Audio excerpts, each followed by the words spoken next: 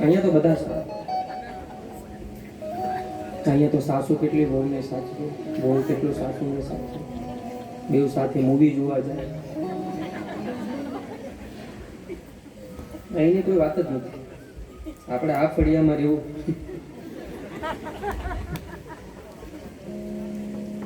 એટલે પ્રભાવતી એ ચોરો આવ્યો ને એટલે લાજ કાઢી કનૈયાને એક મોકો મળ્યો કે હવે છટકવાનો મોકો છે.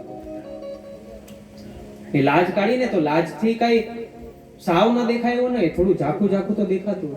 એટલે કનૈયો પ્રભાવતીને કહે છે કે હું કદમના ઝાડ ઉપરથી પડી ગયો ને તો મને આ હાથ બહુ દુખે છે, તું મારો બીજો હાથ લે. એટલે પ્રભાવતીને દયા આવી, જેવો હાથ છોડ્યો ને તો એના દીકરાનો હાથ આપી દીધો. લાજ કાઢી હતી. કનૈયો શોર્ટકટમાં ઘરે ને આ બાજુ એ પ્રભાવતી ભામ લઈને આવી, બૂમ પાડે છે આંગણામાંથી, યશોદા! માં આવે છે. કેમ બૂમ પાડો છો? કે તું કહેતી હતી ને કે તારો કનૈયો ચોરી ન કરે, ચોરી ન કરે. આજે તો રંગે હાથ પકડીને આવી છે. માં યશોદા વિચાર કરે, મારો કનૈયો, એ તો પાછો નાટકમાં તો કનૈયાને કોઈ પોગે જ નહીં. હા, આ દુનિયામાં સૌથી મોટું નાટક કરતો હોય ને તે એ ભગવાન કનૈયો, ને એના જેવું નાટક આપણને આવડવું જોઈએ સાહેબ. હા, આ જે દુનિયા છે ને એક સ્ટેજ છે ને આપણે બધાએ અલગ અલગ પાત્ર ભજવવાનું છે. બ્રાહ્મણનું બ્રાહ્મણ પાત્ર ભજવે, વ્યાપારી વ્યાપારીનું પાત્ર ભજવે, સાધુ સાધુનું પાત્ર ભજવે. નાટક કરતા પણ આવડવું જોઈએ. બાકી એક ગામમાં રામ અને રાવણનું યુદ્ધ ચાલતું હતું. બધું નક્કી કરી નાખ્યું હતું કે રાવણને રામ છે ને 4 બાણ મારે એટલે પડી જ જવાનું. અને ખૂબ પબ્લિક હતું ને યુદ્ધ ચાલુ કર્યું. જે રામજી બન્યા હતા ને એને 1 બાણ માર્યું, બીજું બાણ માર્યું, ત્રીજું માર્યું, ચોથું માર્યું, પણ રાવણ પડ્યો નહીં. રામને એમ થયું કે કદાચ એમને ગણવામાં ભૂલ થઈ અથવા તો મારે કદાચ ગણવામાં ભૂલ થઈ. બીજું એક એક્સ્ટ્રા હતું, પાછું માર્યું, તોય રાવણ પડ્યો નહીં. રાવણ ન પડે એટલે રામજી બાજુમાંથી આગે પડી જા, પડી જા. રાવણ કે અહીંયા તો નો જ પડ્યું. અને હુરિયો બોલાવ્યો, પડદો પડી ગયો. અને પછી પાછળ જઈને રાવણને પાડી દીધો કે તું કેમ ન પડ્યો? કે અહીંયા થોડો પડું, અહીંયા તો મારા હાહરાનું ગામ છે. અરે ગાંડા, પહેલા કેવું હતું તો તને રામ બનાવો. આપણું નાટક એવું હોય.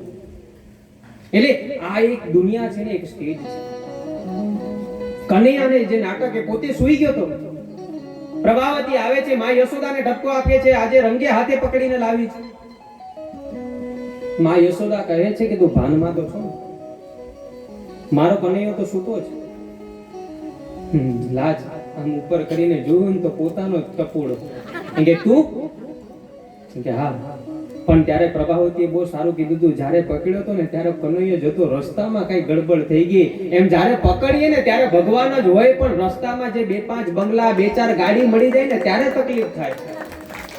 હા, ને આપણું શાસ્ત્ર એમ કહે છે કે જેટલું આપણને ભગવાન આપે છે ને એટલું વધારે નમવું જોઈએ. આપણે કહીએ ને નમે સૌને ગમે. જેટલા ભગવાનની કૃપાથી જ આપણે ઉપર આવ્યા હોય.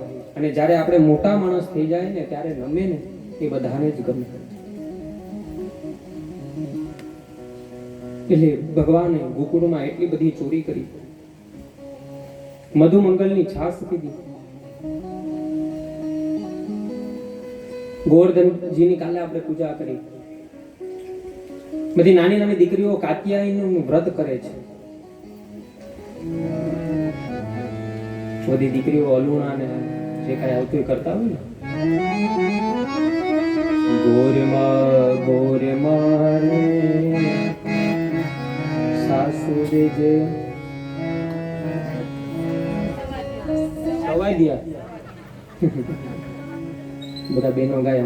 અમે તો કોઈ દિવસ અલુણા કર્યા જ નથી.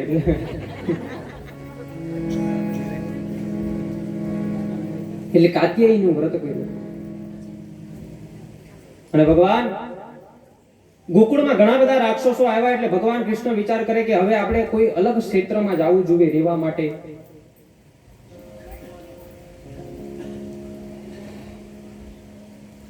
બધા વડીલોને આગળ લઈ અને જોયું તો એક ક્ષેત્ર મળ્યું. એટલું બધું તુલસીના વન હતા.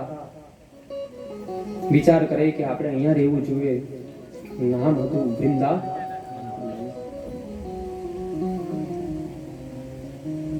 એટલે આખો ગોકુળનો સમાજ એ વૃંદાવનમાં રહે છે. ત્યાં ગોવર્ધનજી હતા એટલે ભગવાન કૃષ્ણ કહે છે કે આપણા ગાયોને ચરાવવા માટે ગોવર્ધનજી પર મૂકી, અને રોજ ગાયો ચરે અને આપણને દૂધ આપે છે, તો આપણે ગોવર્ધનની રોજ પૂજા કરવી જોઈએ. બધા વડીલો હતા એ કહે કે જ્યારે વર્ષા ઋતુ આવે ને એ પહેલા આપણે ઇન્દ્રની પૂજા કરવી પડે, ન તો ઇન્દ્ર કોપાયમાન થાય. લાલો કહે કે નહીં, જ્યાં આપણી ગાય ચરતી હોય ને એની આપણે પહેલા પૂજા કરવી જોઈએ. બધા જ સમાજને સમજાવ્યા કે આપણે ગોવર્ધનજીની પૂજા કરીએ. એટલે બધા જ સમાજ પોતાના ઘરેથી અલગ અલગ ભોગ લે અને બધા સમૂહમાં જઈ અને ગોવર્ધનજીની પૂજા કરે છે. તિલક કરે, હાર પહેરાવે, અબીલ ગુલાલ કંકુ સિંદૂર બધું ચડાવે છે, અને બધા જ આખો સમાજ ગોવર્ધનજીને દંડવત વંદન કરે છે. આ ઇન્દ્રથી જોવાયું નહીં કે અત્યાર સુધી જે પરંપરા આવતી હતી કે મને પૂજા કરવાની, આજે આ નાનો ગોવાળિયો ગોવર્ધનજીની પૂજા કરે છે. 12 મેઘ ઠાંડા કર્યા સાહેબ, અને એટલો બધો મુસળધાર વરસાદ એ વૃંદાવનમાં પાડવામાં આવ્યો. બધા ગભરાયા, શું થશે શું થશે. બધા વડીલો સહિત બધા કાનુડાના ચરણમાં ગયા કે હે લાલા, હવે તું જ બચાવી શકે. લાલો કે ચિંતા ન કરો, જેને આપણી પૂજા કરી છે ને એ આપણને બચાવશે. ચાલો આપણે ગોવર્ધનના ચરણમાં જઈએ. અને ગોવર્ધનના ચરણમાં ગયા અને લાલાએ કહ્યું કે ચાલો આપણે બધા થઈને આ ગોવર્ધનને ઉપાડીએ અને નીચે આપણે જતા રહીએ. બધા કે આ લાલાનું ઠેકાણું છે કે આ ડુંગરો થોડો ઉચક્યા, કોણ ઉપાડી શકે. પણ કનૈયાએ કીધું કે તમે ઉપાડો તો ખરા, તમે ખાલી મને ટેકો આપો, સહારો આપો. અને ગોવાળિયાએ એ ગોવર્ધનજીને ટેકો આપ્યો છે, અને ભગવાન કૃષ્ણ એ ગોવર્ધનને ધીમે ધીમે ધીમે ધીમે ઉપાડે છે. જરા ઉપડી ગયો એટલે ગોવાળને એમ થયું કે કનૈયા ગોવર્ધનને ઉપાડે છે, વધારે ટેકો આપીએ. વધારે ટેકો આપ્યો ને એટલે ગોવાળને અભિમાન આવ્યું કે અમારા પતિ ગોવર્ધનને ઉપાડ્યો છે. અને જેને અભિમાન આવે ને ભગવાન તરત દોડે. થોડો ભગવાન નીચે પડ્યો ને તો બધાની લાકડીઓ તૂટી ગઈ. બધા કહે લાલા બચાવ. અને ભગવાન ગોવર્ધનને ભગવાન કૃષ્ણ ધીમે ધીમે ધીમે ધીમે કરીને ઉપાડે છે, અને હાથમાં ઉપાડે. હાથ પરથી એકવાર ખાલી ગોવર્ધનને ફેંકી અને પોતાની ટચલી આંગળીના નખ ઉપર ધારણ કરે છે. બોલે શ્રી ગોવર્ધન નાથ કી જય. ઇન્દ્ર વિચાર કરે કે હવે તો ટાકા પણ પૂરા થઈ ગયા, અને ઇન્દ્ર પણ ભગવાન કૃષ્ણની વંદન કરવા માટે આવે. અને એક ઇન્દ્રએ ભગવાન કૃષ્ણને નામ આપ્યું, નામ છે કેશવ. ઇન્દ્રએ પણ ભગવાન કૃષ્ણને વંદન કરી. અને પછી નાગદમનની કથા આવે. આપણે બધા જાણીએ છીએ કે નાગદમન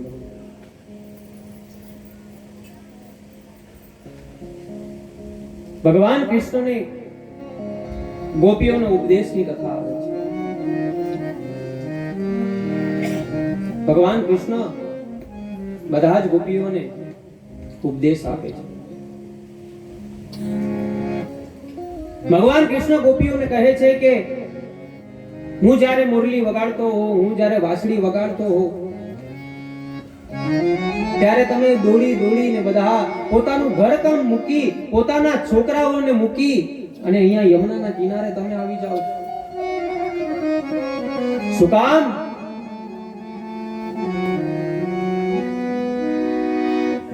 કારણ કે ગોપીઓને અભિમાન હતું કે અમારો સાચો પતિ આ કનૈયો જ છે. ત્યારે ગોપીઓ કહે છે કે હે કનૈયા, અમારું જે પણ સર્વેશ્વર હતું ને બધું તને અર્પણ કરી દીધું. અમારું જે કાંઈ છે ને એ તું છું કનૈયા. એટલે તું જ્યારે ખાલી વાંસળીનો સૂર વાગતા હોય ને એટલે અમે અમારું બધું જ કામ મૂકીને તારી પાસે આવી જાય.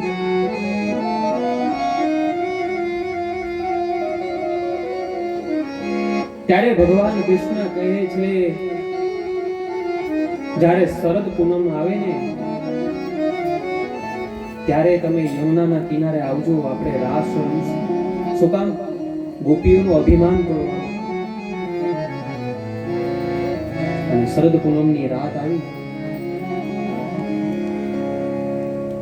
બધી ગોપીઓ તો ભેગી થઈ અને શરદ પૂનમની ચાંદનો એટલો બધો ઉજાસ વૃંદાવનમાં પડતો. બધી ગોપીઓ પોતાના પતિઓને છોડી, પોતાના છોકરાઓને છોડી, પોતાનું ઘર છોડી અને શરદ પૂનમમાં ભગવાને બોલાવ્યા હતા એટલે ત્યાં આવે છે. પણ બધી ગોપીઓ ભેગી તો થાય છે, પણ ભગવાન કૃષ્ણ પોતે ત્યાંથી અદૃશ્ય થઈ ગયા.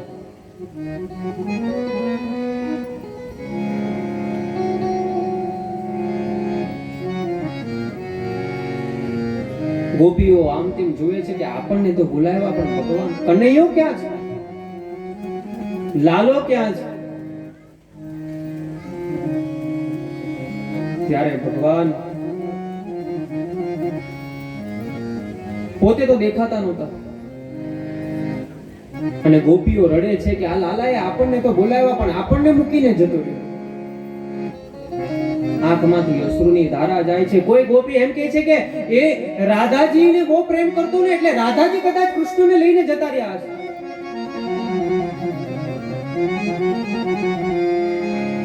અમુક ગોપી પીપળાઓને પૂછે છે કે કનૈયો ક્યાં છે?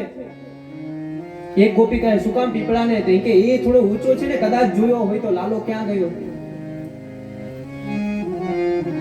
પણ એક ગોપી કહે છે કે એને ન પૂછ, એ પુરુષ જાતિનો છે અને એ સ્ત્રીની વેદના નહીં સમજે. તુલસીને પૂછે છે કે કનૈયો ક્યાં છે? એક ગોપી કે તુલસી તો બહુ નાની, એને ખબર ના હોય. પણ થોડા આગળ ગયા ને તો ભગવાનના ચરણ દેખાયા, પણ એની સાથે બીજા પણ ચરણ હતા. એટલે કોઈ ગોપીએ કીધું કે આ નક્કી રાધાજી સાથે કનૈયો જતો રહ્યો છે, આપણને એકલા મૂકીને. લાલાને જો આપણી સાથે પ્રેમ ન કરવો હોત ને તો જ્યારે રાક્ષસો આવ્યા ત્યારે શું કામ અમને બચાવ્યા? ત્યારે મરવા દેવું. અને એક સ્વરમાં બધી ગોપીઓ ભગવાનને પ્રાર્થના કરે છે. એનું નામ છે ગોપી ગીત. આમાં હશે કૃષ્ણાશ્રયમાં ખૂબ મોટું છે, પણ 2 થી 3 શ્લોક. બધા મારી સાથે.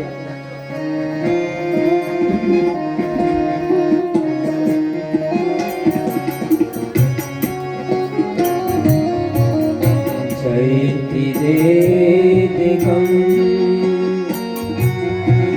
जन्मनाथ श्रयत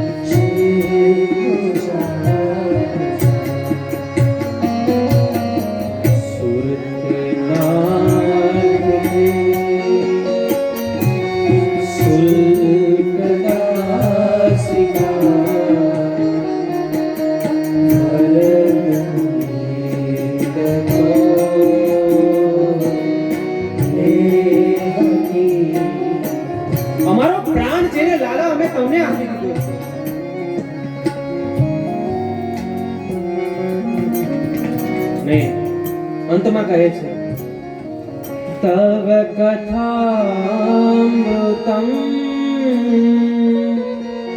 તપ્ત જીવનમ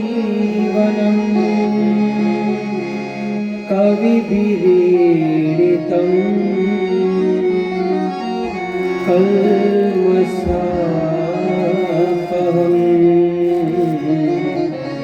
श्रवणमङ्गलम् श्रीमदात्मकम्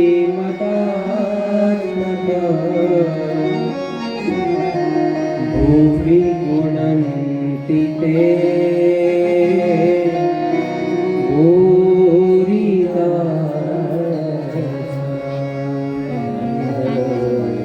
भुवि गुणन्ति ते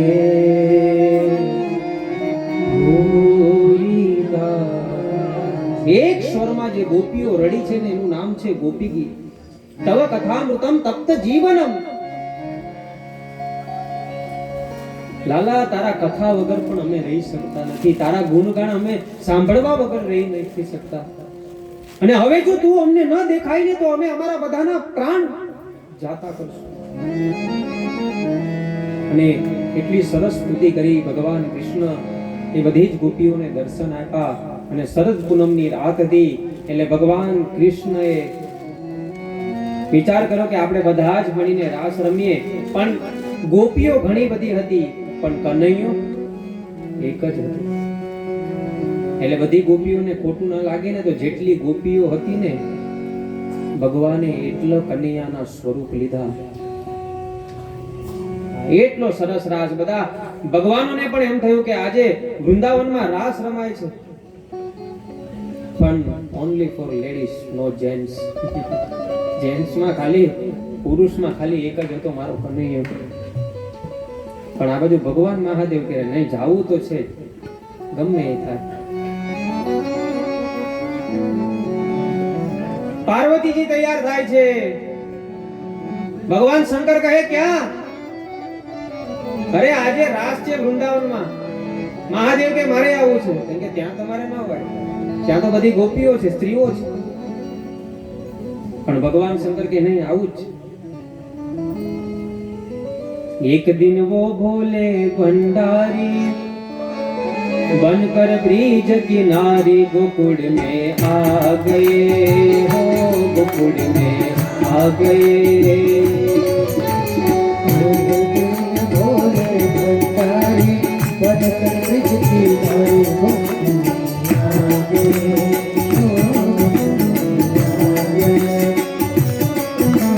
पार्वती ने मना किया था ना मने त्रिपुरारी गोकुल में आ गए हो, गोकुल में आ गए। पार्वती ने मना किया था ना मने त्रिपुरारी गोकुल में आ गए हो, गोकुल में आ। भागवत में कोई जगह એવું નથી લખ્યું કે મહારાજ વ્યાસપીઠ પર બેઠા હોય તો એને એકલા જ તાળી પાડવાની. રોજ મારે ન કેવું પડે. કાલે મેં કીધું તમે જે તાળી ન પાડે ને એને બાજુ વાળાનો સંબંધ છે. મહાદેવ હર.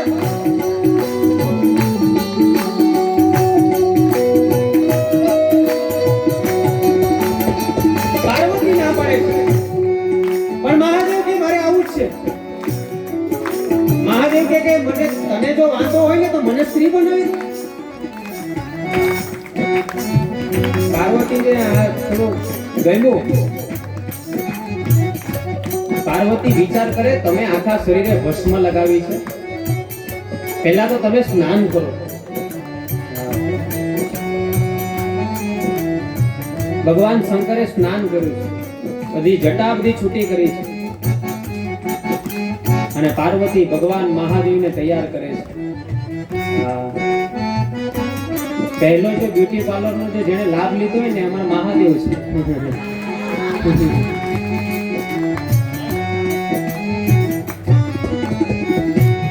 જટા બરાબર કરે છે. પાર્વતીજી ભગવાન મહાદેવને સાડી પહેરાવે છે અને ગજરો લગાવે છે. કવિ શું કહે છે? સજા દે મુझको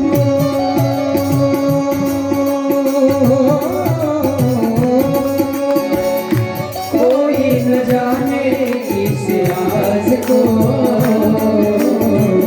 सहेली है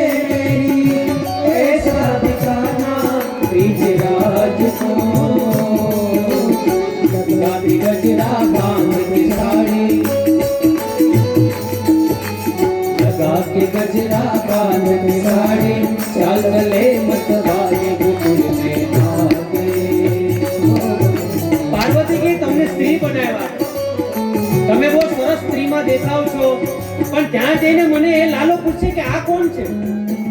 ત્યારે ભગવાન મહાદેવ કહી દે છે મારી સહેલી છે, બેનપણી છે. આજે નક્કી કરી નાખ્યું તું મારા શંકરે કે જાવું છે, પણ મહાદેવને રાસ ક્યાંથી આવડે? એને તો એકલા તાંડવ જ કર્યા. ત્યારે મૂંઝાયા પાર્વતીજી. પહેલા તો સાડીની પીન મારતા હતા ને, સાડીની પાર્વતી પીન મારે તો નાક આમ લોખું કાઢે. પાર્વતી કે મહાદેવને આને તમે પેલા અંદર.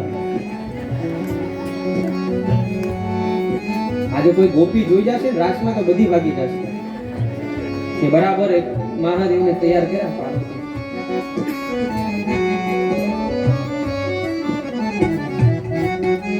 અને બધી તૈયારી થઈ ગઈ. અને પાર્વતી મહાદેવ એ વૃંદાવનમાં જ્યાં રાસલીલા ચાલતી હતી આવ્યા. કનૈયાએ જોયું તો પાર્વતીજી તો આવ્યા, પણ આ બીજું કોણ છે? ને ભગવાનને તો કઈ રાસ આવડે નહીં. હા, બધી ગોપીઓ સાથે રમે પણ ભગવાનના પગ અલગ જાય, કારણ કે તાંડવ જ રમાતા એટલો. સંવિશાન જટાજુ ચંદ્રબાલ ગંગકી તરંગમાં, ખાલી તાંડવ. ભગવાન કનૈયાને ખબર પડી ગઈ કે આ તો મારો મહાદેવ આવ્યો છે, પણ એની જો સાડી ન કઢાવું તો મારું નામ લાલો નહીં. ભગવાન કૃષ્ણએ લીધી મોરલી, અને મોરલીમાં એટલા બધા સૂર લેવરાવ્યા ને, હા, મહાદેવ ભાન ભૂલી ગયા. એસી બજાવી બંસી બંસી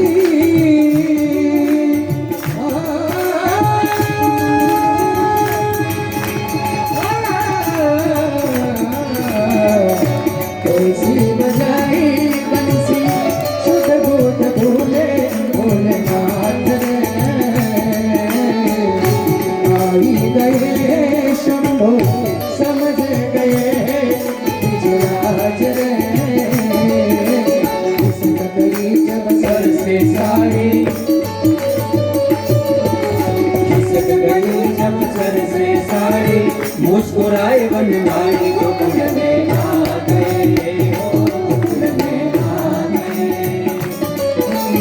एक दिन वो बोले भंडारी बनकर बीज की नारी को कुंड में, ये भी मुरली वगाड़ी हो.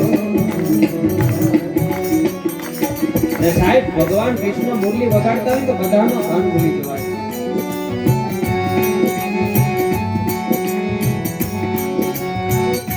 એવી મુરલીના સુર વાગ્યા ને તો ભગવાન મહાદેવ ભાન ભૂલી ગયા. અને ભગવાન વિચાર કરે છે કે આ તો મહાદેવ, અને મહાદેવ પણ થોડા શરમમાં મુકાઈ ગયા કે કનૈયાએ મને પકડી લીધો. અને ગોપીઓ સાથે એટલો સુંદર રાસ રમ્યો છે. હજી પણ તમે વૃંદાવનમાં જાઓ ને તો ત્યાંના સાધુ સંતોને પૂછજો, હજી પણ ત્યાં આજે રાસ રમ્યા છે ને એ ત્યાં અવાજ આવે છે.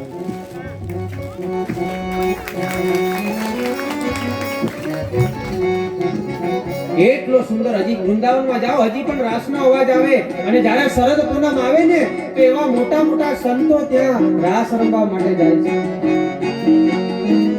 તમારે રમવો છે? હા કે ના? 2 જ મિનિટ, પછી એમને કહેતા કે જતીનભાઈ બહુ જલ્દી બતાવી દીધું, કારણ કે આપણે કથા આગળ લઈ જવાની છે.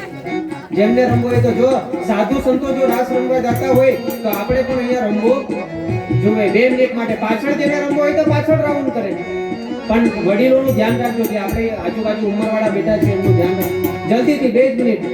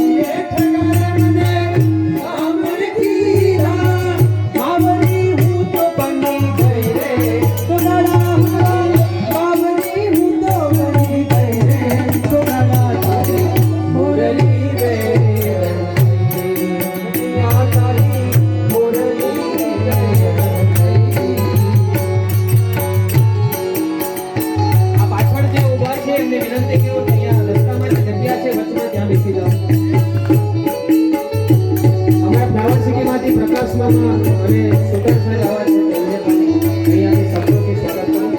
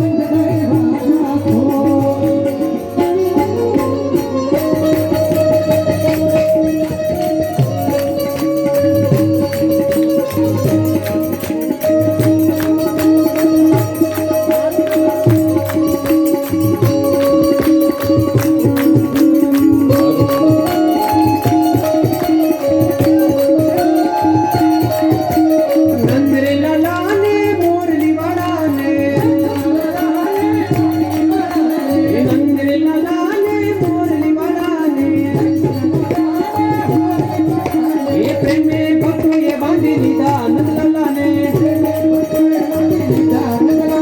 એ પ્રેમે ભક્તોએ બાંધી લીધા નંદલાલાને એ મારું નામ માનો તો તમે નરસિંહતાને પૂછજો મારું નામ માનો તો તમે નરસિંહતાને પૂછજો એ કરતાલમાં કેવા બાંધી લીધા નંદલાલાને મારું નામ માનો તો તમે મીરાબાઈને પૂછજો એ મારું નામ માનો તો તમે મીરાબાઈને પૂછજો એ જેરમાં કેવા બાંધી લીધા નંદલાલાને નંદલાલાને મોરલી વાળાને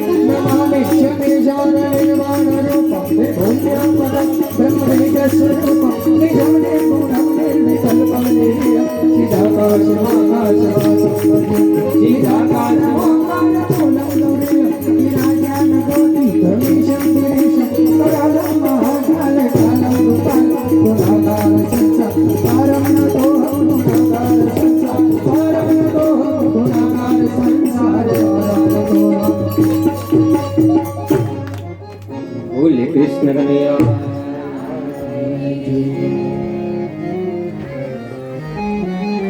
ભગવાન વૃંદાવનમાં રાસલીલા માળી છે અને બધા જ ગોપીઓ રાજી થયા છે, આનંદમાં આવી, ઉત્સાહમાં આવી.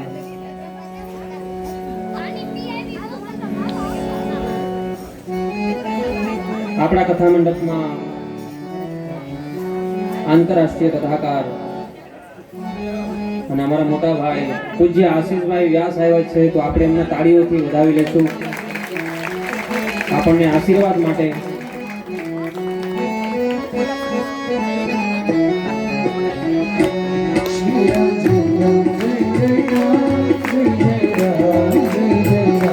એમની હાજરી આપણા માટે ખુશી બની ગઈ છે.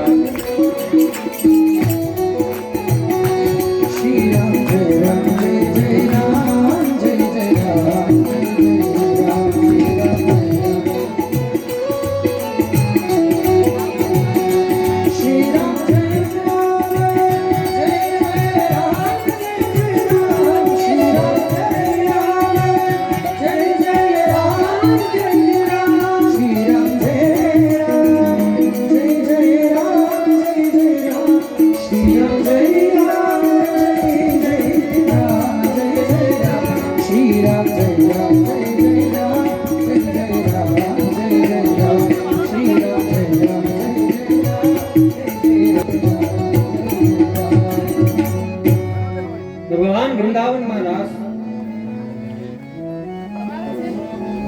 તમારી અને જ્યારે ભગવાન, આપણી મૂળ કથા હતી કે ભગવાન જ્યારે લાજ રાખે ને, આપણું બધાનું જે પણ કર્મ હોય ને સાચા સંકલ્પથી લીધું હોય ને, તો એ કાર્ય ભગવાન ઠાકોરજી પૂરું કરે છે.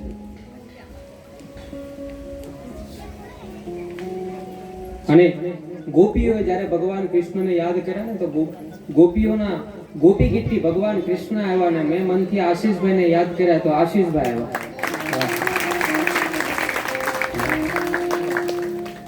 અને ભાગવતના પ્રખંડ વિદ્વાન, અમે કદાચ ગૂંચવાણા હોય ને તો અમે આશીષભાઈને પૂછવા જઈએ.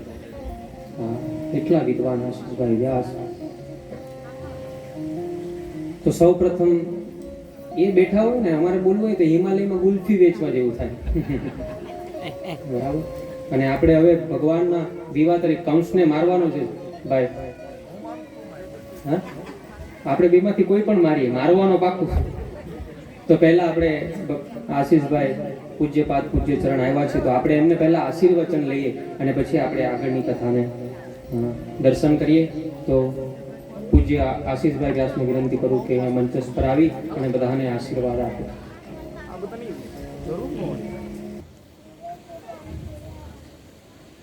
એ વ્યાસપીઠને પહેલા મારા પ્રણામ. અને એ વ્યાસપીઠ પર બેઠા સ્વયં શુક સ્વરૂપ એવા જતીનભાઈ જાની મહારાજ, જે આપને સુંદર કથા, સંગીતમય અને રસાળ કથા સંભળાવી રહ્યા છે, એ શાસ્ત્રી બાપાને મારા પ્રણામ. ઉપસ્થિત આપ સૌ, મારું ગામ આ ગુપ્તેશ્વર મહાદેવ મંદિરના સન્નિધિમાં, સાનિધ્યમાં ચાલી રહેલી આ શ્રીમદ ભાગવત કથા, હું યોગેશ કાકા અક્ષર એક વસ્તુ અનુભવ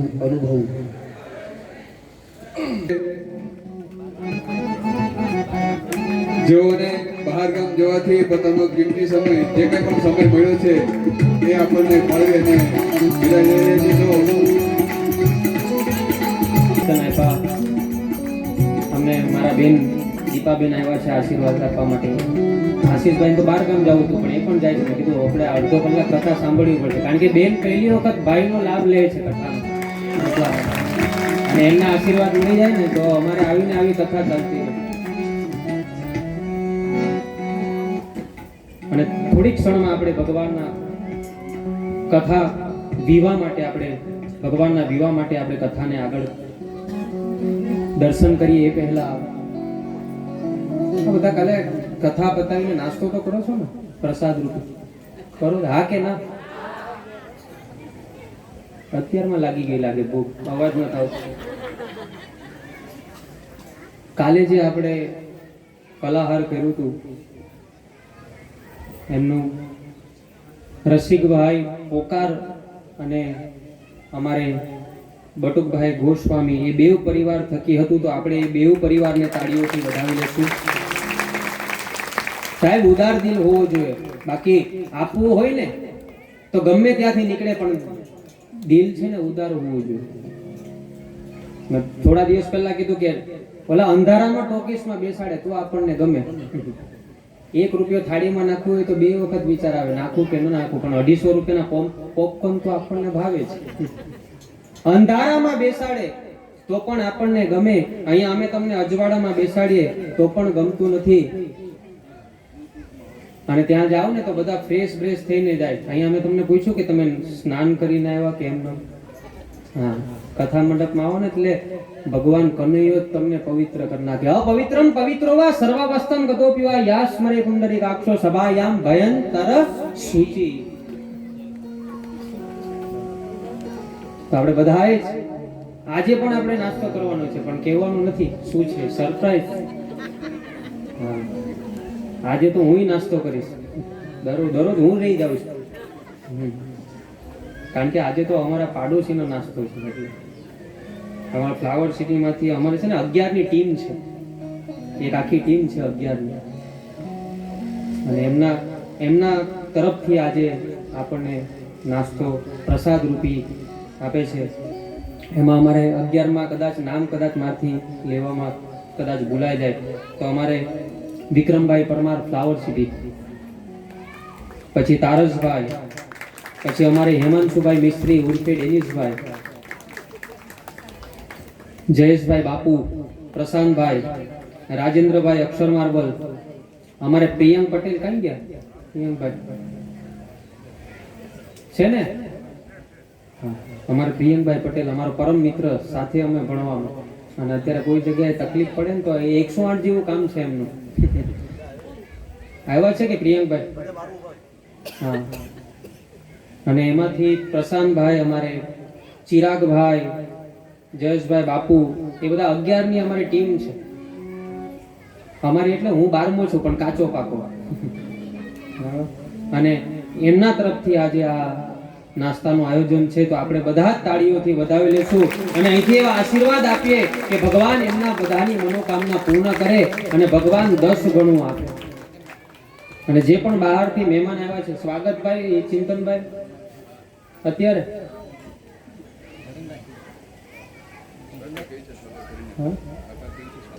હા, તો પહેલા આપણે આ કથાના વિવાહ તરફ જાશું ને તો થોડું આપણને વિક્ષેપ થશે. તો પહેલા જે પણ મહેમાન આવ્યા છે, આયોજક મિત્રો એમનું સ્વાગત કરવા માંગે છે, તો 5 જ મિનિટમાં ચિંતનમાં જરા ઉતાવળથી સ્વાગતની વિધિ પતાવી અને આપણે આગળની કથાની ચર્ચા કરીએ. નારદ મુનિએ બધું જ કંસને કહ્યું છે. કંસને ખબર પડી ગઈ. શું?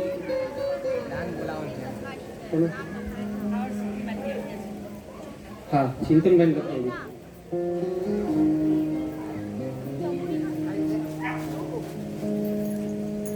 નારદ મુનિએ કંસને બધી વાત કરી. કંસને ખબર પડી ગઈ કે મારો વેરી છે ને એ આ કનૈયો જ છે. બધા બ્રાહ્મણોને બોલાવીને કંસ કહે છે કે દુશ્મનને મારવા હોય, દુશ્મનનો નાશ કરવો હોય તો શું કરવું પડે? બ્રાહ્મણો કહે છે એક જ રસ્તો છે, ધનુર્યજ્ઞ કરો તો આપણા વેરીઓનો નાશ થાય. પણ એ યજ્ઞમાં જો વિઘ્ન આવે ને તો જે યજમાન હોય ને એમને જ યજ્ઞ કુંડમાં હોમવા પડે. કંસ વિચાર કરે કે એ ધંધો ન કરાય. પણ ચારુણ ને મુષ્ટિક કહે છે કે આપ શું કામ ચિંતા કરો? એ યજ્ઞમાં અમે બેઠા છે ને, આપ ચિંતા ન કરો અને આપ યજ્ઞનું આયોજન કરો.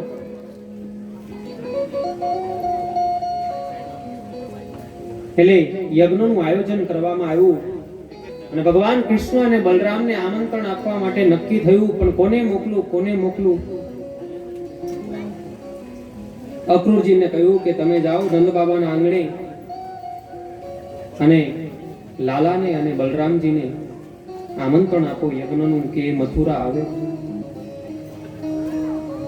અક્રૂરજી આમ થોડા બેમન થયું કે એક તો એમને ખબર છે કે આ કંસ શું કામ કનૈયા અને બલરામને બોલાવે છે, અને બીજું મન એ હતું કે એ વાને પણ મને ભગવાન કૃષ્ણના બલરામજીના દર્શન થશે. રથ લઈને નીકળે છે અક્રૂરજી. વચમાં યમુનાજી આવે, યમુનાજીમાં સ્નાન કરે, એમને વંદન કરે અને નંદ બાબાના આંગણે આવી છે. બધા જ સમાજને ખબર પડી. પહેલા એવો જમાનો હતો કે કોઈને ત્યાં મહેમાન આવે ને તો આજુબાજુ વાળા પણ મળવા જતા કે કોઈ આવ્યું છે. એટલે બધા જ સમાજ નંદ બાબાના આંગણે હતો અને અક્રૂરજીએ આમંત્રણ આપ્યું કે હે બાબા, મથુરામાં કંસે ધરુણ યજ્ઞ રાખ્યો છે અને લાલાને અને બલરામજીને આમંત્રણ આપવા આવ્યો છે, એમને બોલાવ્યા છે. માં યશોદા સાંભળી ગઈ. અક્રૂરજીને કહે છે કે બલરામ ભલે જાય, બાકી લાલો નહીં આવે.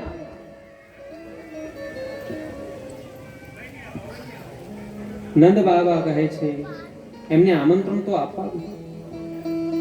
ગોપીઓને ખબર પડી ગઈ કે કનૈયો અમને છોડીને મથુરા જવાનો છે સવારે. ગાયોને ખબર પડી ગઈ અને બધાના આંખમાં આંસુ કે કનૈયો અમને છોડીને કાલે સવારે જતો રહેશે. બધા ગોવાળ ગોપીઓ નંદ બાબાના આંગણામાં છે અને ગોપીઓ પેલા અક્રૂરજીને કહે છે કે તું અમારા લાલાને લેવા આવ્યો. તારું નામ અક્રૂર કોણે પાડ્યું? તું તો ક્રૂર છો, ક્રૂર. અમારા લાલાને અમારાથી તું અલગ કરીશ. નંદ બાબા કહે બધાને કે શાંતિ રાખો. પણ ગોપીઓ રડે છે, ગાયો રડે છે, માં યશોદા તો થાંભલાના ટેકે રડે છે કે મારો લાલો મને મૂકીને કાલે સવારે જતો.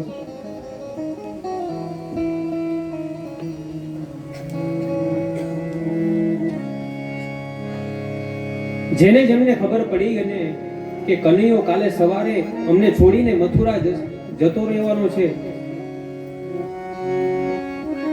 બધાના આંખમાંથી આંસુ આવે છે. હે વાયુ બ્રજમાં વાતુ એવી થાય છે, હે વાયુ બ્રજમાં વાતો એવી થાય છે, કૃષ્ણ બલભદ્ર મથુરા જાય છે, હે રથ લઈને અક્રૂરજી આવ્યા રે.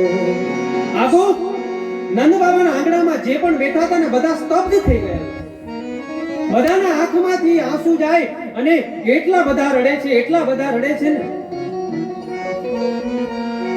બસ એક જ જીદ, અમે અમારા લાલાને નહીં જવા દઈએ. માં યશોદા ભાગી ગઈ કે સવારે લાલો મને મૂકીને જતો રહેશે.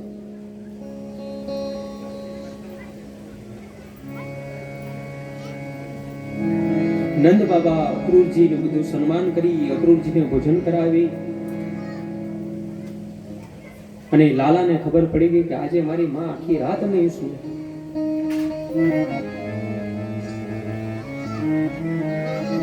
માં સૂતી હતી, લાલો ગયો, રડવાનો અવાજ સાંભળ્યો અને લાલો કહે છે કે માં શું કામ રડે? માં કહે છે કે તું મને મૂકીને જતો રહે.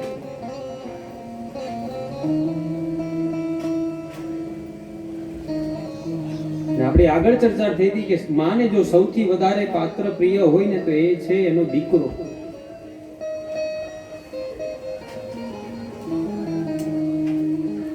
અને એ દીકરો જ્યારે અલગ થવાનો હોય, એમને મૂકીને જવાનો હોય ને તો સૌથી વધારે દુઃખ થાય એ માં.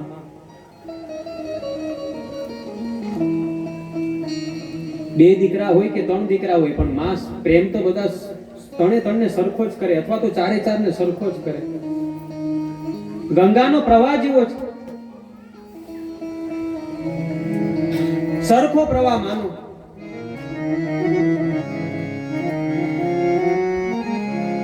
આપણે ગાય ને,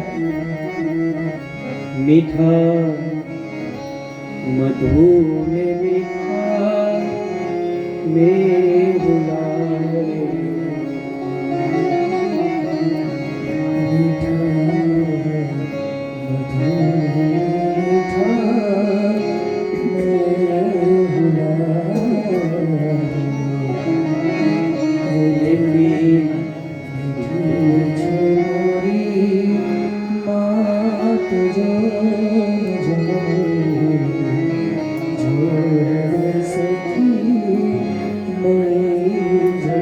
બધું થઈ શકે સાહેબ, પણ માનો પ્રેમ ન મળે. આ દુનિયામાં તમે બધું જ ગોતી શકો, પણ જે માં પ્રેમ આપતી હોય ને એને તમે ક્યાં ગોતી શકો? આ તો આપણી મતી ભરી જાય. જ્યારથી જન્મ થાય ને ત્યાંથી તો મોટા થાય ને ત્યાં સુધી માને આપણે લાડ લડાવીએ, માની સાથે રમીએ અને આપણે જે કહીએ ને એ માં કરે. પણ ઘરમાં જ્યારે ગૃહમંત્રી આવે ને પછી મતી ફરે.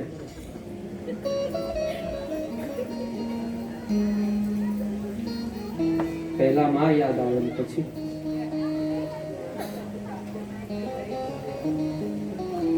અને આ બધી જ નારીઓને કહું કે આ જે દેશ છે ને, ભારત દેશ, એ સંસ્કૃતિનો, ઋષિ મુનિનો દેશ છે.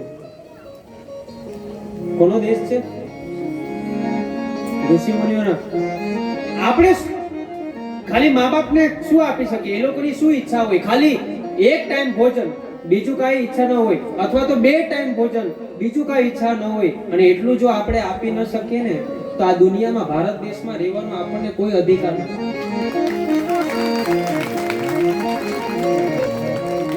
ये धरती जहाँ ऋषि मुनि जपते प्रभु नाम की माला, धरती हो जहाँ ऋषि मुनि जपते प्रभु नाम की माला। हरिओ हरिओ हरिओ हरिओ। धरती हो जहाँ ऋषि मुनि जपते हरि नाम की माला। जहाँ हर बालक एक मोहन और राधा एक बाला। राधा एक बाला। सूरज सबसे पहले आकर डाले अपना डेरा। वो भारत देश है मेरा। वो भारत એ દેશમાં રહીએ સાહેબ. સૂરજની પહેલી જો કિરણ પડતી હોય ને તે આપણો ભારત દેશ છે. અને સૌથી સુરક્ષિત દેશ હોય ને તે ભારત દેશ છે. આપણા દેશમાં સંસ્કૃતિ છે. આપણા દેશમાં સંસ્કૃતિ છે પણ સ્વચ્છતા નથી. અને બહારના દેશમાં સ્વચ્છતા છે પણ સંસ્કૃતિ નથી.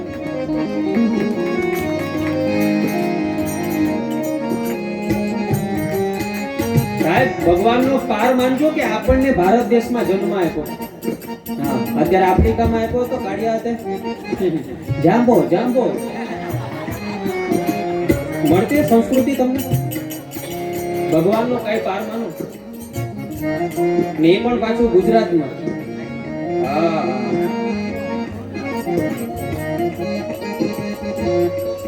કોઈ જગ્યાએ સંસ્કૃતિ નથી. ભારત દેશમાં જ સંસ્કૃતિ છે. અને એ સંસ્કૃતિમાં રહીને જો આપણે આવું કર્મ કરતા હોય તો આપણને ભારત દેશમાં રહેવાનો અધિકાર.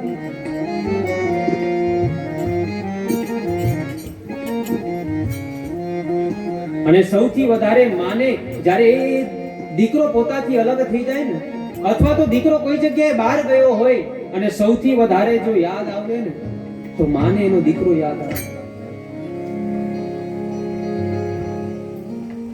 આ થોડા જ મહિના પહેલાની ઘટના, જમ્મુ કાશ્મીરની ઘટના કહું. થોડા જ મહિના થયા, 26 વર્ષનો ફૌજી, એની માં બીમાર હતી ને તો ખાલી 2-3 દિવસ માટે ઘરે આવ્યો હતો.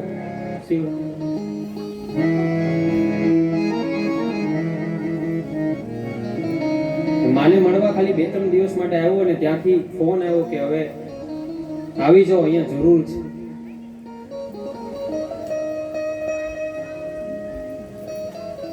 એટલે પોતાની ગામ છોડી પોતાના માના આશીર્વાદ લઈ અને પોતે બોર્ડર ઉપર. માં થોડી સ્વસ્થ થઈને, આ સત્ય ઘટના છે, થોડા મહિના પહેલાની વાત. માં સ્વસ્થ થઈને એટલે વિચાર કર્યો કે મારે દીકરાના વિવાહ કરાવવા જોઈએ. દીકરો ફૌજીમાં, સારી દીકરી ગોતી અને લગ્નનો સમય નક્કી કરવામાં આવ્યો. એ સમયે લગ્ન થયા અને લગ્નના 5-6 દિવસ પછી એ ફૌજી પોતાની જ્યાં પોસ્ટ હતી ત્યાં જતો રહ્યો. અને એવો વાર થયો ને તે એક ફૌજીનું મૃત્યુ થયું.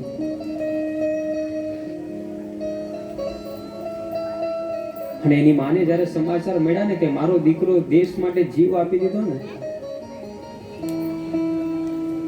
એ ખુશ થતી હતી કે મારા દીકરા દેશ માટે જીવ આપી દીધો. પણ એ દીકરાનું શબ જ્યારે માં પાસે આવ્યું ને તો સૌથી વધારે ભાંગી ગયેલું જો પાત્ર હોય ને તો એ છે માં. આ સત્ય ઘટના, અત્યારે થોડા મહિના પહેલાની જ વાત.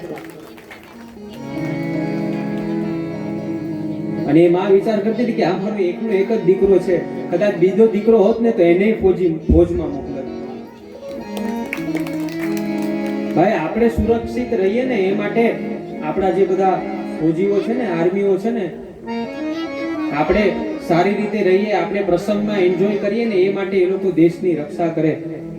કોઈ દિવસ મંદિરમાં જાવ ને તો પોતા માટે જો કદાચ વધારે મંગાઈ ગયું હોય ને, પોતાની જો ઈચ્છા પૂરી થઈ ગઈ હોય ને તો થોડુંક કોઈ દિવસ ભગવાનને કહેજો કે મારા જે આ ભારત દેશની બોર્ડર ઉપર જે ફૌજી છે ને એની રક્ષા તું કરજે સાહેબ. એના માટે કોણ માંગે? પોતાના પરિવાર છોડીને જાય, પોતાની માં પોતાનો બાપ છોડીને જાય અને એ જ્યારે ઘરેથી જાય ને ત્યારે એટલું નક્કી કરીને આવે કે કાં જીવતો આવીશ ને કાં તો તિરંગામાં લપેટીને હું મને બોલાવશે અહીંયા. ક્યાં તો તિરંગામાં આવી અને ક્યાં તો જીવતો આવીશ. કોઈ સંસાર સાથે એને લેવા દેવા નથી સાહેબ. -15 ડિગ્રીમાં પણ રહેવું પડે અને 45 50 ડિગ્રી વાળા તડકામાં પણ રહેવું પડે.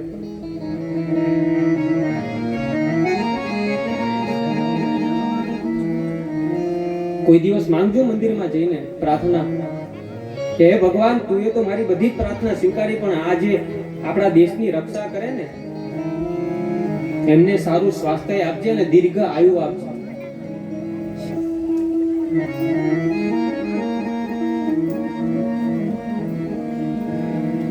આપણે તો બસ આપણા સ્વાર્થ પૂરતું જ, આપણા પરિવાર પૂરતું જ આપણે ખાલી ભગવાનને પ્રાર્થના કરીએ. આપણે અત્યારે એટલા બેઠા છે ને, એમની પાછળ પણ એ બધાની મહેનતો છે. એ ફોજી ત્યાં બોર્ડર ઉપર જાય ને, રુદ્રાક્ષની માળા પહેરે ને તો એનો ધર્મ નથી. રુદ્રાક્ષની માળા પહેરીને રામ રામ કરે ને એનો ધર્મ નથી. એના હાથમાં તો બંદૂક જ શોભે, એનો ધર્મ છે. અને અમે અહીંથી જે કથા બોલીને અમને પુણ્ય મળે ને, એટલું જે બંદૂક લઈને એ ઊભો છે ને ફોજી, એ ભગવાન પણ એને એટલું જ પુણ્ય આપે છે. આ દેશની રક્ષા કરે.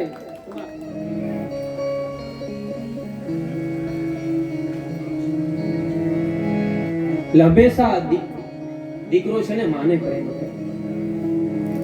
માં યશોદા રડે છે, કનૈયો કહે છે કે માં શું કામ રડે? તું મને છોડીને જતો રહેવાનો છે એટલે હું રડું છું કનૈયા. કનૈયો માના આંખના આંસુ લૂછે છે ને કહે છે, માં ચિંતા ન કર, હું ભલે જવાનો છું પણ પાછો આવવાનો તો છું ને. પણ યશોદા એટલી હરખમાં આવી ગઈ ને તો પૂછવાનું જ ભૂલી ગઈ કે પાછો ક્યારે આવે. ને ભગવાન કહે છે સંભવામી યુગે યુગે. પણ અત્યારે તો સંભવામી ક્ષણે ક્ષણે. એટલી બધી માં. સવાર થયું, બલરામજીને કનૈયાને તૈયાર કરવામાં આવ્યા. રથ તૈયાર હતો અને રથની આગળ બધી જ ગોપીઓ હતી. રથને આગળ જવા દેશો તો કનૈયો જશે ને.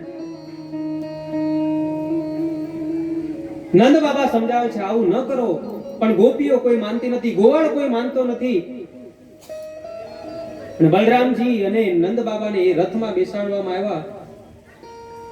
અક્રૂરજી આવ્યા, રથને થોડો આગળ લઈ જાય, પણ એ ગોપીઓ પહેલાની આગળ સુઈ જાય કે કનૈયો જાય ને એ પહેલા આ રથ મારા હૃદયમાંથી નીકળી જવો જોઈએ ને મારા પ્રાણ નીકળી જવા જોઈએ. હું લાલાને નહીં જવા દે ના, ક્યાં પછી અમારા પ્રાણ લઈ લો, ભલે જીવ જતો રહે પણ લાલાને નહીં જવા દે. નંદ બાબા સમજાવે છે, ધીમે ધીમે ધીમે રથ આગળ જાય છે અને જેમ જેમ રથ આગળ જાય ને એમ એમ એ ગોપીઓના હૃદયમાં ધ્રાસકા પડે છે કે કેમ રહેશું કન્યા વગર. એનાથી થોડો આગળ રથ ગયો. નંદ બાબાએ કીધું અહીંયા જ ઉભા રહેજો, હવે કોઈ પણ આગળ આવવાની જરૂર નથી. ગોપીઓ ગોવાળ બધા ઉભા રહી ગયા. રથ આગળ ગયો. જ્યાં સુધી રથ દેખાયો ને ત્યાં સુધી ગોપીઓને ગોવાળને આશા હતી કે લાલો અત્યારે પાછો આવશે. પણ જ્યારે રથ દેખાતો બંધ થયો ને એટલે અવાજ, જે રડવાનો અવાજ હતો ને એ વધી ગયો કે હવે તો રથે નથી દેખાતો. અને એક ગોવાળ જે મોટું ઝાડ હતું ને ઝાડ ઉપર ચડી ગયો અને કહે છે ચિંતા ન કરો, હજી રથની ધજા દેખાય છે, લાલો કદાચ પાછો આવશે.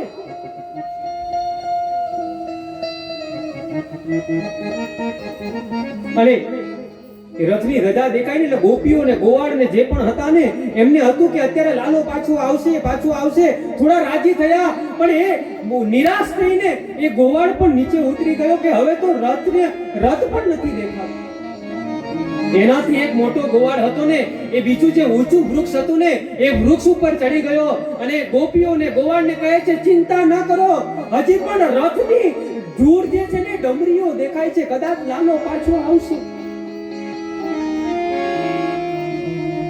થોડી વાર થઈને તો એ ગોવાળ પણ નિરાશ થઈને ઉતરી ગયો.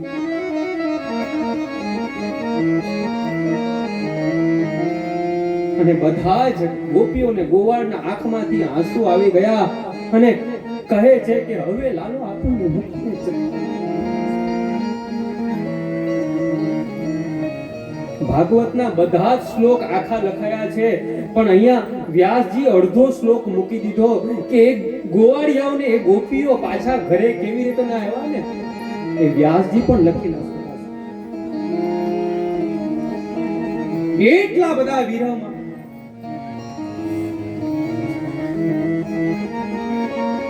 આગળ ચર્ચા કરી હતી. અહીંયા કહેવાય કે પ્રેમ પ્રેમ સબ કોઈ કહે અને પ્રેમ ન જાણે કોઈ, અને જાણે જો સાચા પ્રેમ ને તો જુદા રહે નહીં કોઈ.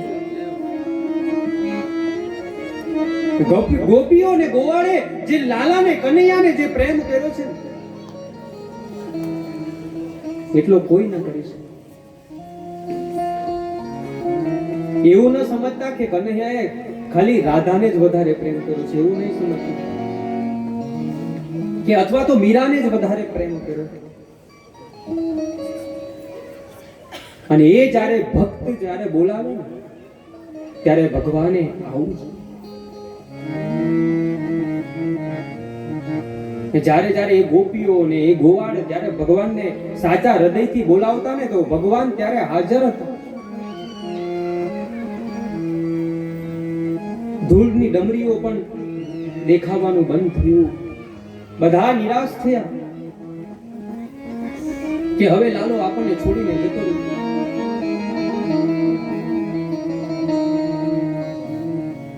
જ્યારે આપણા પર ભગવાન પ્રત્યે થોડો વિશ્વાસ ઓછો થાય ને તો સમજવાનું કે આપણે કોઈ પણ મંદિરમાં જાઓ અથવા તો કોઈ પણ દેવાલયે જાઓ અથવા તો કોઈ પણ તીર્થમાં જાઓ ને તો આપણા માટે ભગવાન ત્યાં નથી બેઠા.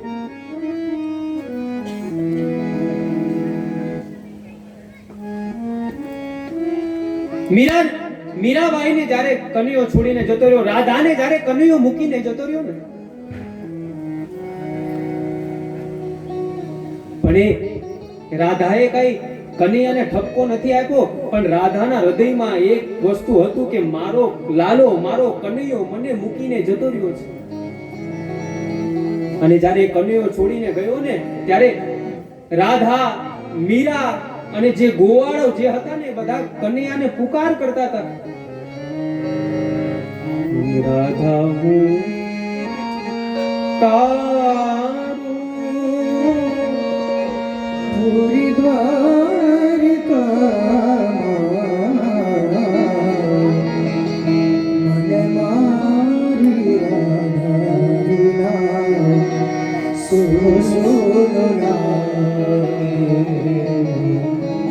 રાધા પુકારું પૂરી દ્વારિકા. આપણી કથામાં અક્ષયભાઈ જોશી ગોરમાંથી આવે છે, એનું સ્વાગત કરીએ. અને અમારો જે આગેવાનો જે અમારો યુવાનો બધા જે મંડળો છે, નેહલભાઈ ને બધા આવ્યા છે, એનું સ્વાગત કરીએ.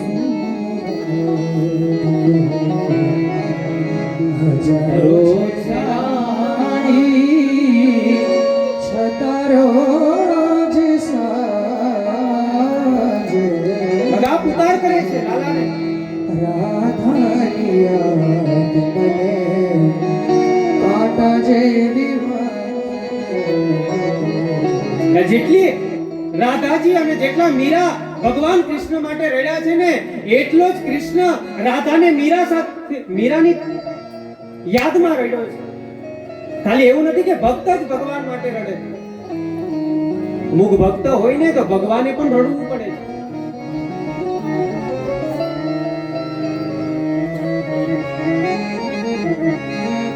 વૃંદાવનની વાટે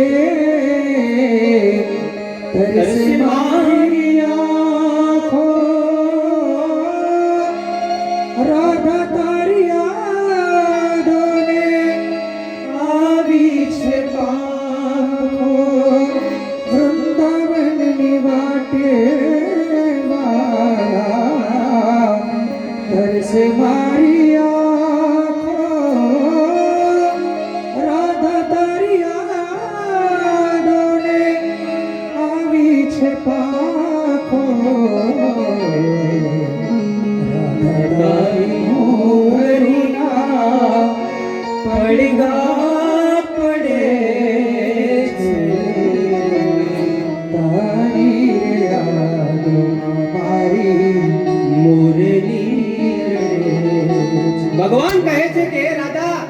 ગુંગરીના પડઘા હજી મને પડે છે અને તારી યાદમાં તો આ મારી મોરલી પણ રડે છે.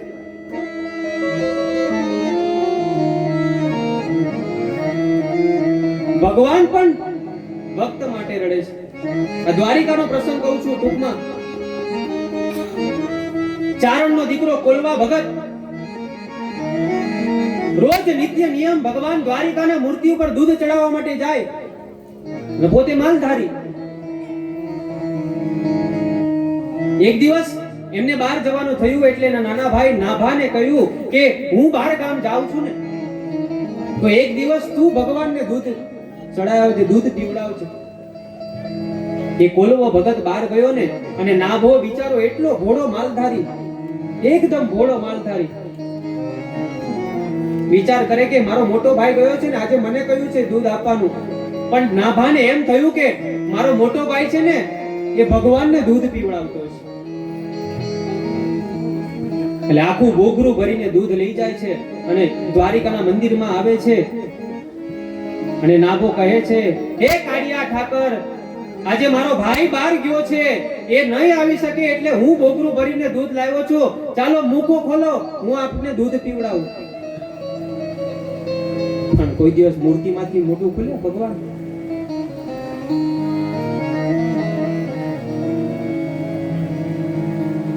ના ભાઈ લાકડી લીધી. સાંભળજો ધ્યાનથી, અહીંયા અંદર આવી જાઓ. જેનો વરસાદ અહીંયા આ બાજુ અહીંયા આગળ આવી જાઓ. બહાર વરસાદ ચાલુ છે.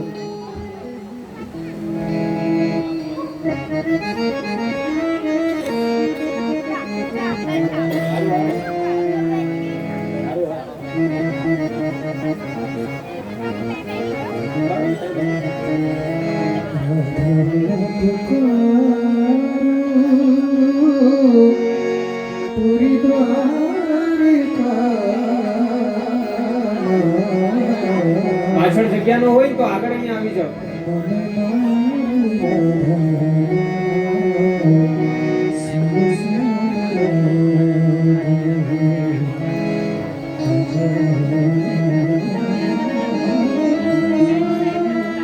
એ ભગવાનને લાકડી બતાવે છે નાભો કે છાનો મુનો પી લે. કાળિયા ઠાકરને કે દ્વારકાધીશને, મારો ભાઈ આવે તો તું તો છાનો મુનો પી લે, આજે મારે આવવું પડ્યું તો એમાં તું એટલો બધો ગુસ્સે વાળો શું કામ છે? ભગવાનને કહે છે, એટલો શું કામ ક્રોધમાં છે? પણ એ ગાંડિયાને ક્યાં ખબર હતી કે મારો મોટો ભાઈ આવીને મૂર્તિ ઉપર દૂધ ચડાવી દે. પણ એ નાભાની પ્રાર્થના સ્વીકારીને એમનું ભગવાનને ખબર પડી ગઈ કે આ તો ઘોડો ચારણ, એને શું ખબર છે? પણ એ દ્વારિકાના અધીશના મૂર્તિમાંથી ભગવાને જ્યારે મુખ ખોલ્યો ને, આખું બોગરું ભરી, અને એ નાભાએ ભગવાન વિશે કઈ ખબર નહોતી ને તો પણ આખું બોગરું દૂધ પીવડાવી દીધું છે.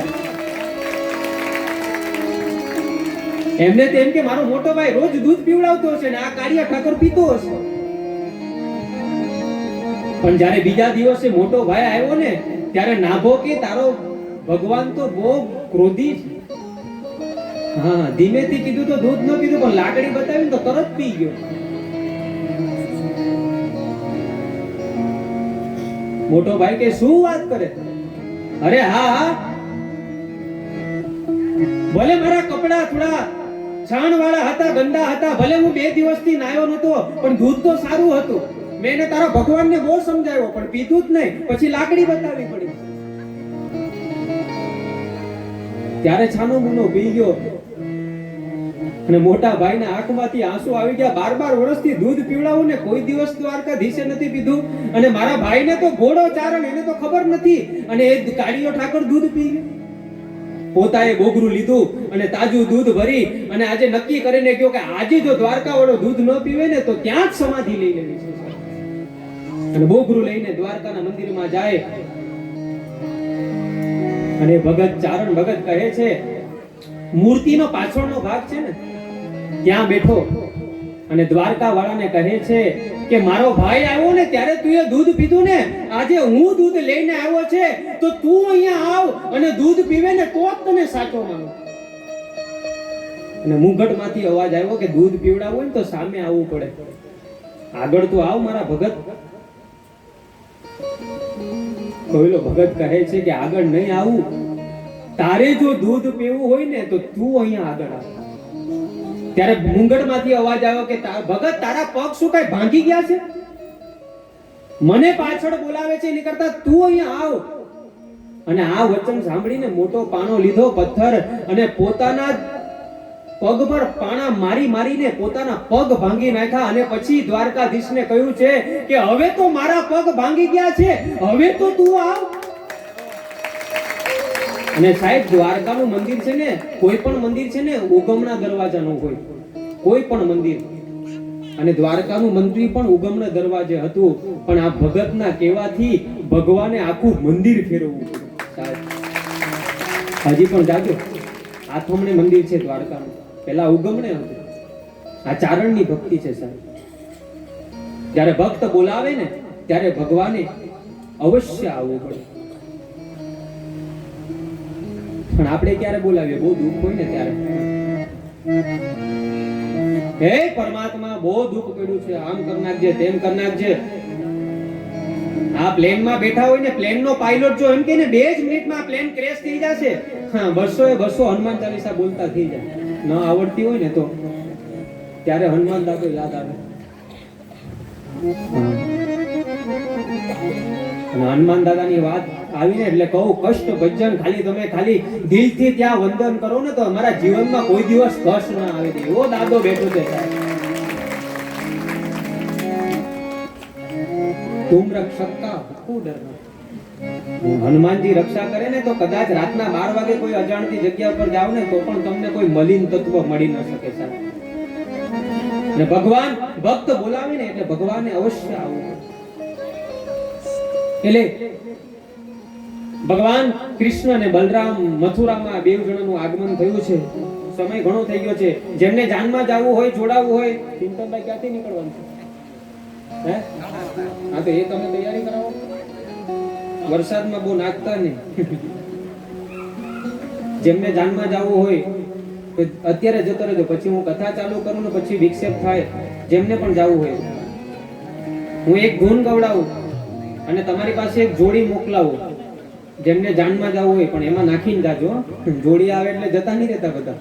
જે ભગવાન આપ્યું હોય, ફૂલની તો ફૂલની ભાકડી એ જોડીમાં પધરાવજો.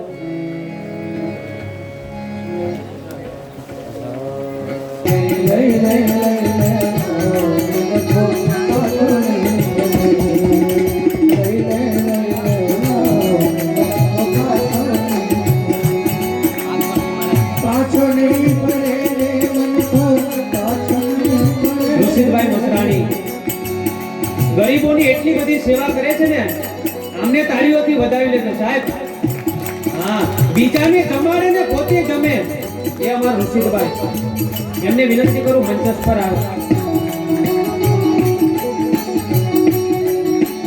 લઈ લે મન કો પાછો નહીં મળે. લઈ લે પાછો નહીં મળે.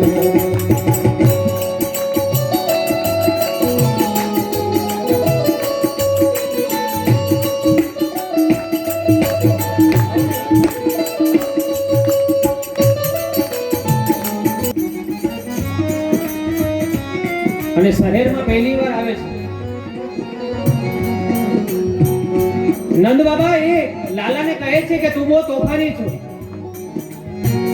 કોઈની સાથે ઝઘડતો નહીં, કોઈના ઘરમાંથી કઈ ચોરી ન કરતો, અને સીધું સીધું જવાનું અને સીધું સીધું આવવાનું. લાલો કે બાબા વચમાં દીવાલ આવે તો નંદ બાબા કે રેવા દો, આપણે નથી જોવા જવું છે. બલરામજી કહે છે કે બાબા નહીં તોફાન કરીએ. અને બલરામજી અને ભગવાન કૃષ્ણ શહેર જોવા માટે જાય છે. અને શરૂઆતમાં પહેલા જ એક ધોબી મળે છે.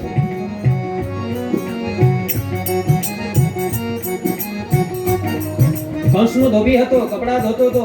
એટલે ભગવાન કૃષ્ણએ કીધું કે આજે કપડા મને ગમી ગયા છે. ધોબીને કહે આપો. ધોબીએ મસ્કરી કરી, તમને ખબર છે ને કે આ કોના વસ્ત્ર છે? અને ભગવાન તો કનૈયો એવી ભાષામાં ટેવાયેલા નહીં, એક ફેટ મારી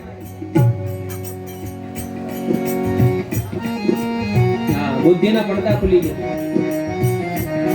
એનાથી થોડા આગળ ગયા તો શ્રીદામા નામનો બ્રાહ્મણ મળ્યો. સુદામા નહીં, શ્રીદામા. એ પુષ્પની માળા લઈ અને ભગવાનને પહેરાવે છે. ભગવાને એમને આશીર્વાદ આપ્યો. કુબજા ચંદનનું વાસણ લઈને આવી. કુબજાએ ભગવાનને ચંદનનું તિલક કરી 3 અંગથી બાકી હતી. ભગવાને પોતાના અંગુષ્ઠ કુબજાના અંગુષ્ઠ પર મૂકી 2 હાથ પકડી અને કુબજાને ઊભી કરી 3 અંગથી સીધી થઈ અને ભગવાને એમને આશીર્વાદ આપ્યા. અને એમનાથી થોડા આગળ ગયા ને જ્યાં યજ્ઞ ચાલતો હતો. હા, થોડી જ વારમાં કન્નૈયો આવે છે. 2 મિનિટ માટે શાંતિ. અને જ્યાં ધનુ યજ્ઞ ચાલતો તો સ્વાહા સ્વાહાની આહુતિ અપાતી હતી સાહેબ.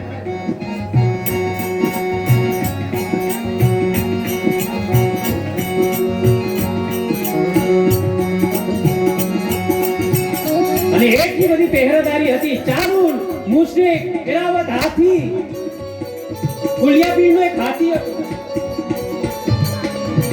એ કુલિયાપીરના હાથીને એટલો બધો ખરાબ કોન્સેપ્ટ આવ્યો કે આ યજ્ઞમાં વિઘ્ન ન આવવું જોઈએ. ચારુલ અને મુશ્રીક પહેરેદારી કરે છે. અને ભગવાન કૃષ્ણ અને બલરામે એક છલાંગ મારી અને યજ્ઞમાં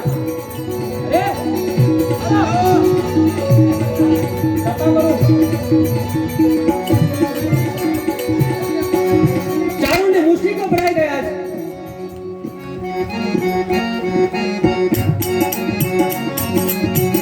એમને એમ થયું કે આ વિઘ્ન, આ કનૈયો અને બલરામ આ યજ્ઞમાં વિઘ્ન નાખશે. અને જો વિઘ્ન નાખશે ને તો કંસ અમને પણ મારશે. એટલે આગળ કુલિયાપીડ જે હાથી હતો એને આગળ મૂક્યો. અને 1000 હાથીનું જે પણ શક્તિ હોય ને એ કુલિયાપીડમાં. આવાથી ભગવાન કૃષ્ણ દોડે છે અને આવાથી કુલિયાપીડ વાળો હાથી આવે છે. ભગવાને એ હાથીના 2 દાંત પકડી અને આમ ઉપર છલાંગ મારીને તો હાથી ઉપર ગોળ ગોળ ગોળ ફરે છે.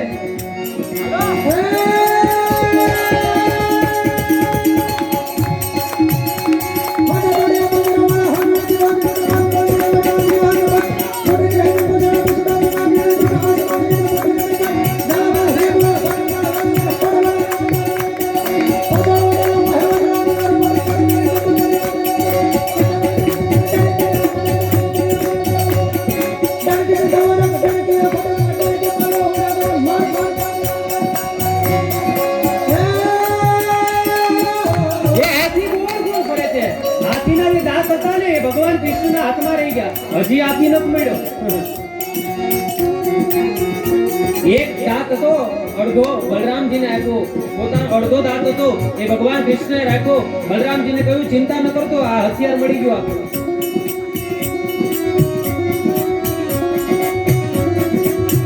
અડધો યજ્ઞ તો ત્યાં જ વિધ્વંસ કરનાર ભગવાન કૃષ્ણ. એનાથી આગળ ચારુલ ને મુશ્રીક હતા. ચારુલ ને મુશ્રીક તલવાર લઈને ભગવાન ઉપર ઘા કરે ને ચારુલ ને મુશ્રીક ને એક પેટ મારીને તો બે ને જમીનમાં પાડી દીધા. ગભરાયા છે ભાઈ. આખું યજ્ઞમાં દોડધામ થઈ ગઈ છે. શું થશે શું થશે? પોતાના સિંહાસન પર કંસ બીજો તો ધ્રુજી ગયો.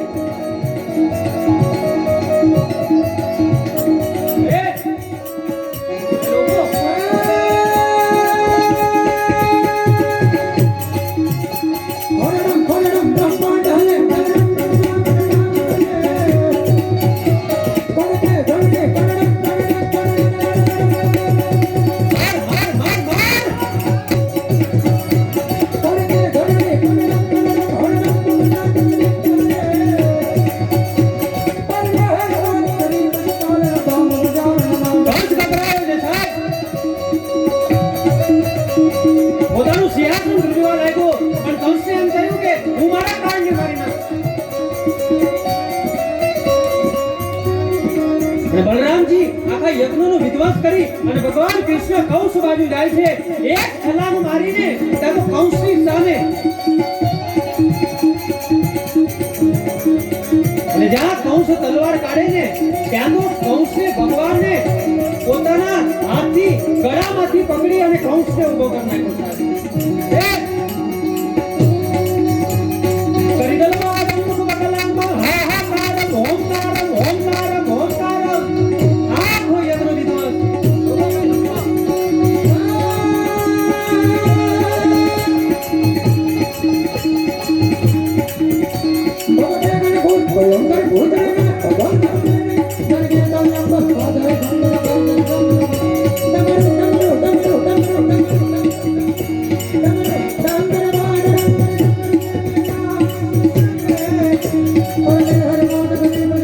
ભગવાન શિવે ગળામાંથી કંસને ઉપર કરી અને જ્યાં કંસને વેગોને એક મુસીબનો પ્રહાર કર્યો ને તરત જ કંસના પ્રાણ નીકળી ગયા હતા. અને આખા મથુરાવાસીએ જય જયકાર કર્યો. આવીએ હમ સબ ભગવાન કૃષ્ણની જય જયકાર કરીએ. બોલ જય કૃષ્ણ કનૈયા કી.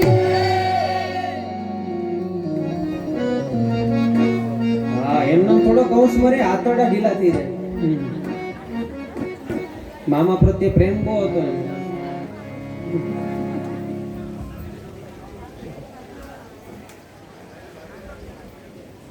કંસને મારી મથુરાનું રાજ ભગવાન કૃષ્ણ લઈને મથુરામાં એટલો બધો જય જયકાર કર્યો અને બધા જ મથુરા છે ને એવું શહેર હતું કે ભગવાન કૃષ્ણના રોજ ગુણગાન ગાતા હતા. ભલે જોયા નહોતા, કારણ કે ગોપીઓ જ્યારે દહીં માખણ મિશ્રી વેચવા માટે શહેરમાં આવતી ને ત્યારે એમ નહીં કે માખણ લઈ જાઓ, દહીં લઈ જાઓ, ખાલી એમ કહેતી કેશવ લઈ લો, કનૈયો લઈ લો, લાલો લઈ લો. શહેરવાળાએ ભગવાન કૃષ્ણના પણ ગુણગાન સાંભળાતા. અને આગળની આપણે ભગવાન